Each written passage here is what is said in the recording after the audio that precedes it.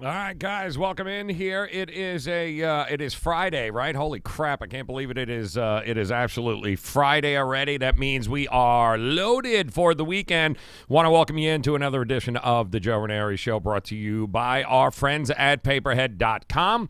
When it comes to having the ultimate side hustle, guys, you might have noticed this thing. It's a $1 billion industry. It's called sports betting. I don't know if you guys have heard it or seen it, and when there's a $1 billion industry, that means there's opportunities for you guys to be able to profit, not from picking the games correctly, but by actually being the book. We spend so much time trying to beat the book. Have you guys ever considered being the book? Probably one of the ultimate side hustles you guys could have. You probably already have your own book of business right now. You don't even realize it. Friends, family members, co-workers, everybody's looking to place a wager. Why not with you? You'd be amazed on how simple it is to get set up simply by heading over to our friends at Paperhead.com. Follow the links here below, guys. Make sure that you get there. I'm telling you right now, it's a phone call away. 888-762-2111. It doesn't cost you anything to call them right now. Get yourself set up. Takes about 15 minutes. You can have all the software, everything from a technology standpoint and support standpoint you could need with Paperhead. It's that simple, guys. I'm telling you, it is that easy. And no, you don't need $1 trillion. Absolutely not. It is so simple to get set up, and right away you could be your own independent sportsbook agent with our friends at paperhead.com/Joe. Check it out. And we've got a couple of games here tonight that we want to talk about, courtesy of our friends at sportsmemo.com. And, of course, National League Championship Series. Yay, the Nationals taking on the Cardinals. Boo. I don't know. The Dodger fans already thought that the Dodgers were going to kind of breeze on through. It was going to be the Dodgers. Then it was probably going to be Atlanta. And then the Dodgers would end up playing the Astros. And, yeah, none of that has worked out very well there in the National League. But you've got Cards, Busch Stadium, great baseball town. It's going to be a lot of fun. It's going to be electric there tonight. Nationals defying the odds, and yet they are going to be in a situation where they won't have their big three. They won't have Scherzer. They won't have Strasburg, and they won't have Corbin until probably, game 2 or 3 here is when they'll start going out. So is it a must-win situation for the St. Louis Cardinals? Is it ideal for them? No, but, they do have guys like Flaherty and Wainwright who have been there and done that before, certainly Adam Wainwright. And I'm sure he'll be, if I'm not mistaken, they're going to be looking at him for game 2 of this series. And, yeah, he's been here before. I think he's got the rings. He's got the experience. A lot of guys on the Cards have been here and done that before. It is a more experienced team than what the Nationals are doing. But tonight they're sending out their number 4 starters here. So we've got Miles Mikolas heading to the mound for the Cardinals at home. And Anibal Sanchez will take the mound for the Nationals on the road. Happens to work out pretty well for Anibal Sanchez, who is a guy that the last 5 or 6 starts here this year, the guy's been lights out. And all he does is throw off-speed stuff, curveballs, changeups, sliders. Very rarely. He's not going to throw the ball by anybody, but he made the Dodgers look silly for 5 innings when he pitched there in Game 3 last week, I think it was. He made the Dodgers look silly. Struck out 9, guys. He struck out 9. He only gave up 3 hits, 1 earned run in 5 innings. Now, the caveat with Sanchez, so you guys know, is he's only good for 5 innings. That's it. He's got 5 in him because once they start getting to that 3rd time around to see him, yeah, they're not falling for that, for the balls in the dirt there. They're not falling for the 58-foot, change up. They're not swinging at it. In fact, his FIP, his ERA, everything goes through the roof once guys get to that 3rd time around, which means he's going to have a short lease, which also means you are going to see the Nationals bullpen. Whether you want to see it or you're not going to see another starter. All right, they're not going to be bringing in, they're not going to be bringing in Max Scherzer to come into relief or Corbin anymore. No. You are going to get guys named Doolittle and Hudson and everybody else that's out there that with their 100 ERA. It's coming. So that means you've got 5 innings. The way I look at this game here tonight, if you are Washington, you are going to want to go out and get ahead as soon as you can there in the first 5 innings. Now, Washington coming in off that emotional, win there, of course, in L.A. a couple of nights ago. St. Louis didn't have to work nearly as hard. They scored 400 runs in the first inning. Game was over against Atlanta, and they could have coasted from there, and they pretty much did. But a little bit of an emotional situation going on there with the Nationals just 48 hours ago. But here they are, bright lights, Busch Stadium. And what does history tell us about this particular spot here when we get to these championship series? What does history tell us about home field advantage, for instance? Well, what it tells us about home field advantage is that it's big. And it's usually big in games 1 and 2, especially. Over the years, guys, we have seen the trend that, people, the home teams do really, really well when you get to this point of the season. When we get to this point of the playoffs, home teams are definitely something that you're going to want to look at because the edge is significant. And matter of fact, home favorites 37-11 in games here. Games 1 and 2 of the postseason series. Favorites, right? Home favorites, 37-11, guys, 77%. Underdogs in that situation are 10-6. That would be home underdogs. But the Cards are home, and the Cards are the favorite tonight. And history tells us, the trends tell us, game 1 and 2, divisional round or further, dating back to 2015, 47-17. That's crazy, guys. That's a distinct advantage, and it makes sense. At this point in the season, at this point in the playoffs, home teams, familiarity, being able to line up your pitching staff and your rotations. Yeah, it certainly helps. So games 1 and 2 certainly favor the home team. So if you are the Cardinals, you understand that, listen, you've got to weather whatever storm you can here. You don't have your ace on the mound. You've got Miles Mikolas on the mound who's kind of, just don't watch him pitch. Whatever you do, don't mimic Miles Mikolas, all right? Kids, boys and girls, he's all over the mound. It's kind of the worst mechanics I've ever seen from a pitcher, but he's effective. And he's effective because he can locate the ball. He's also been very good at home, much better at home than he has been on the road. And he's also been pretty good against this Washington Nationals team. Faced him a couple of times, once in St. Louis, once in Washington, won one, lost one. But more importantly, he was very good, by the way, against Atlanta. He pitched, started a game there, came in a relief. Also very good. Very similar to what you got from Sanchez against the Dodgers.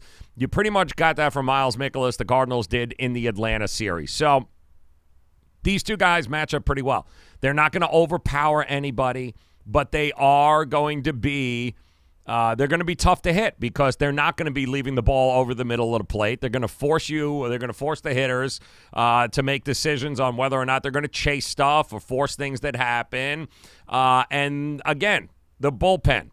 Probably, can you get 5 or 6? Yeah, but if you're the Cardinals, you're a little bit more confident in your bullpen when you've got guys like Andrew Miller down there waiting to come in. I do think the bullpen is absolutely a plus for the Cardinals. They are favorites because of the bullpen, because if they can get 5 or 6, the bullpen that they're going to go to, I trust a hell of a lot more than I trust with the Washington Nationals. So if you don't have somebody like Scherzer or Corbin or Strasburg or Wainwright or Flaherty that you can roll out there and get 7 innings out, hopefully 8 innings out from your studs this time of year, you've got to hope for the best here. You've got to hope you can get 5 or 6 innings out of your 4 starters here, and hopefully the bullpens will come in and be able to do their job. But if that's what we're asking, and if that's how this game is going to roll out, which there is no way the Nationals are keeping Anibal Sanchez in for a third time around that lineup, guys, I can tell you that right now. That means that bullpen is coming in probably around the 6th inning. So they are going to have to hold the Cardinals at bay 6th, 7th, 8th, 9th inning. Not an easy task. While the Cards, kind of same situation there. Once they get to that third time around again, Miles Mikolas, the numbers, they fall off a cliff here because these guys aren't necessarily They're not fastball pitchers. They're not throwing 97, 98 miles an hour. They're not missing barrels. What they are doing is getting a shit ton of ground balls, and that's what these two guys do very well. Their ground ball rates are tremendous. They don't miss many bats, but the balls, when they do hit the bat, are usually going on the ground, guys. So that is a plus. I wouldn't necessarily expect a whole lot of fireworks from home runs or anything along those lines, at least not in the first couple of innings. So if I was you, knowing what we're looking at here, knowing that the history tells us home teams definitely have an edge here, guys, especially in game 1 or 2 of the divisional series. Since 2015, it's been over 70%. There's an edge for the home team here, which is great. Okay, fine. Edge Cardinals. Cardinals have the edge in the bullpen. We've got 2 starting pitchers here tonight, very similar in what they do, how they pitch, and how they go about beating lineups. You're going to have 5 innings. You're coming to the bullpens. You got to weather the storm, both of you guys, and you got to keep your fingers crossed that the bullpens are going to do the job. So when you add it all up, to me, there is a clear advantage here for the Cardinals. The Cardinals definitely have advantage, but I don't know that they have the advantage full game. I am more confident in saying the Cardinals definitely have the advantage first 5. And because once those bullpens come in, it's kind of, all right, as confident as much as I like the Cardinals bullpen more than the Nats, guys, have you watched baseball at all this year with the bullpens? Good luck with that. I'm going to go ahead with the Cardinals. I'm going to back them on the first 5. I'm also going to take, and I know the total here somewhere around has been located 4.5 the first 5, 8 full game. I know a lot of people are hammering the under. A lot of money coming in on the under in this game. It opened up at 8.5. It's been dropped to 8. Yeah, I don't know about the full game total because, again, those bullpens scare me. I don't know what to expect. But I am very confident that the Cardinals can not only win the first 5 innings, but I'm pretty confident both pitchers – couple of times through the order, by the time we get to the 5th inning, not going to give up more than 4.5 runs. So my play here for you guys is I'm going under the 4.5 on the first 5. I'm going to go under that, and I'm going to go Cardinals winning the first 5. Now, I ultimately think the Cardinals are going to win the full game as well, but I'm more confident in the first 5 under and the first 5 Cardinals in this National League Division Series matchup here tonight. And that is, of course, one of my free plays for you here tonight, courtesy of our friends at sportsmemo.com. And if you want to head over to sportsmemo.com, I would say I don't blame you. Yeah, plenty of opportunities to be able to profit tonight and this weekend from some of the best handicappers from around the country right there at sportsmemo.com. Do yourself a favor. Head over there as soon as we are done and check it out. More free plays available. Of course, guys like Teddy Covers are there, Dr. Chuck RX. You've got yours truly there. We got a lot of stuff going on there tonight. And we got some great content there, podcasts going over each and every college football game this weekend. All available for you at sportsmemo.com. All right, so we got a college game tonight. We got 3 college games tonight. One of them happens to be taking place in my backyard. The University of Miami, the U, getting ready to, under the Friday night lights, take on Virginia, the Cavaliers, the University of Virginia Cavaliers, who are coming off a bye week. Bronco Mendenhall and the Virginia Cavaliers. This game pretty much is going to go a long way for Virginia to claim the Coastal Division there in the ACC. Walk away with the title, and Miami is staring down a 0-3 start in the ACC and in conference play, something they have never done before. And the ACC doesn't go back that far, but when they joined the ACC and prior to that it was the Big 8, it never happened there either. They never started 0-3 in conference play and divisional play. They just don't. But this isn't the same old U, guys. As the ups and downs and ebbs and flows of the U over the years, it's hard to believe they've never lost 3 straight.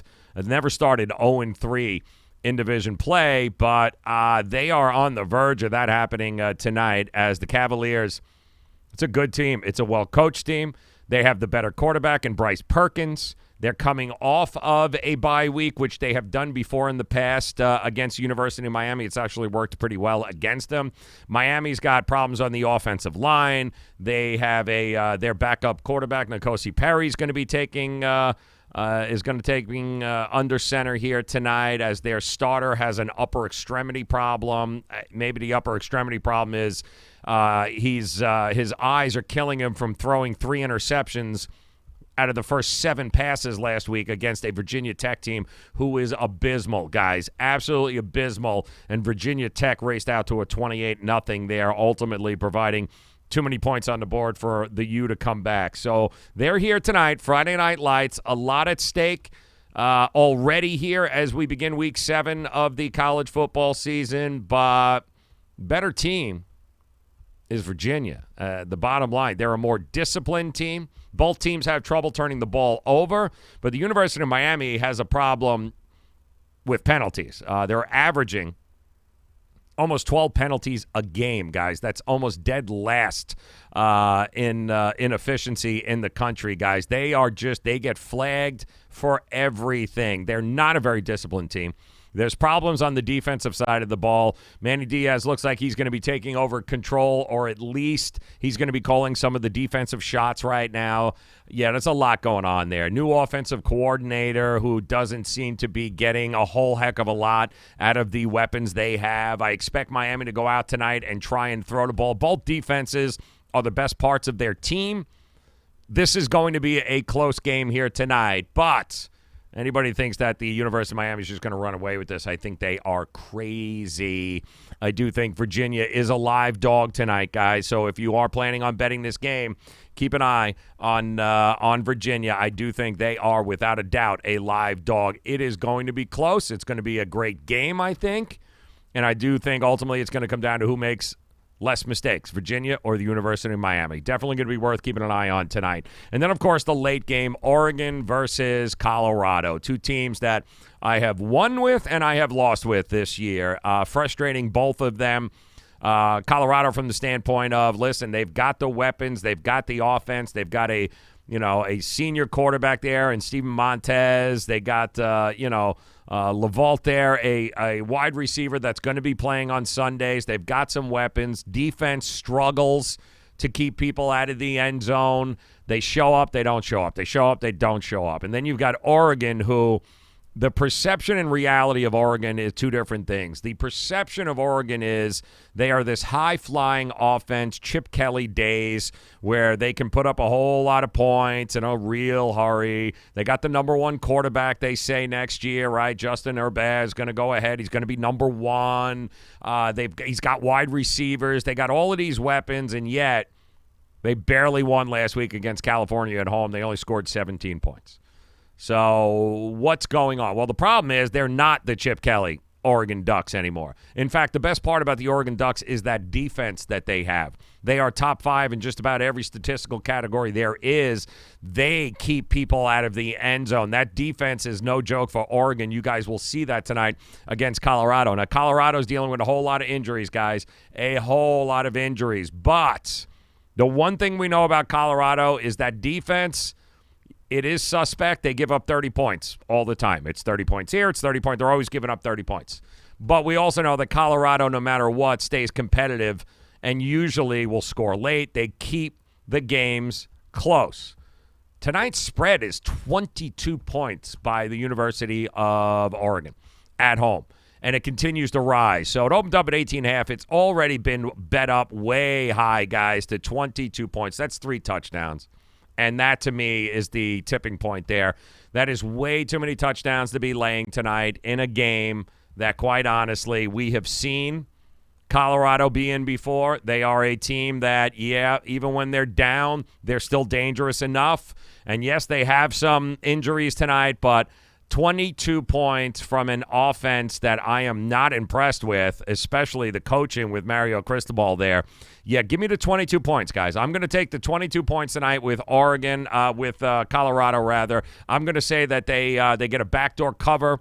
I do think Oregon wins, but I do think Colorado, they are going to steal a couple of possessions in order to be able to keep this close enough so they don't run away with it. take the 22. Take Colorado tonight, plus the 22 points in Eugene, Oregon, against the Ducks. So that does it here. All right, couple of free plays for you guys to nibble on again. And don't forget, sportsmemo.com. Make sure you guys get there tonight, all weekend long.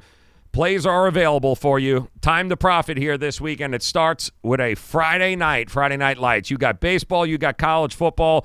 We got the same thing tomorrow, Yankees, Astros. We'll be back tomorrow. We'll have all sorts of other free plays for you, getting you ready to rock and roll.